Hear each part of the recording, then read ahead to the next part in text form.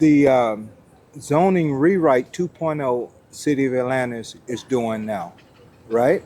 Okay. Okay, and a part of that zoning rewrite, they're implementing what they call form and function, which tells you what kind of house you can put on your property, which I think is a violation of freedom of speech or freedom of expression. So some of these modern homes that are next to some of these other traditionally homes are they're trying to mitigate that. So I don't think that they could put that in it, even if the city council approves it. I don't think they could do that in that it's a freedom of homeowners expression.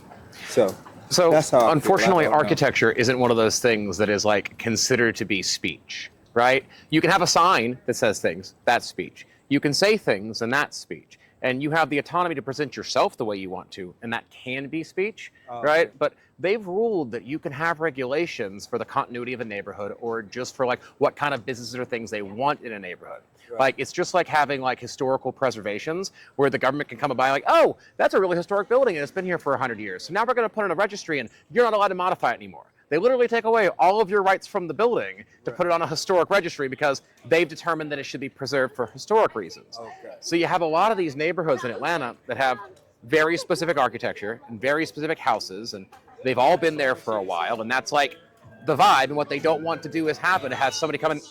It's less about modern homes, right? Okay. And it's more about they don't want take, I don't know, little 5 points, all those little bungalows, all those little things, single family homes, right? They don't want developers coming in and putting up like 5-story townhomes, right? Because that's not going to mark like architectural. The reality is they just don't want to increase like the amount of occupancy there. So Gotcha. That's why they're doing it. Right. Mostly, it's not about continuity. It's about keeping occupancy low and home prices high. I understand their position, how they trying to what they're trying to do in their position, and I don't have a problem with it. But I just had that thought, like, can they do that? Is that freedom of expression? So I thought I'd ask. Yeah, they can do it.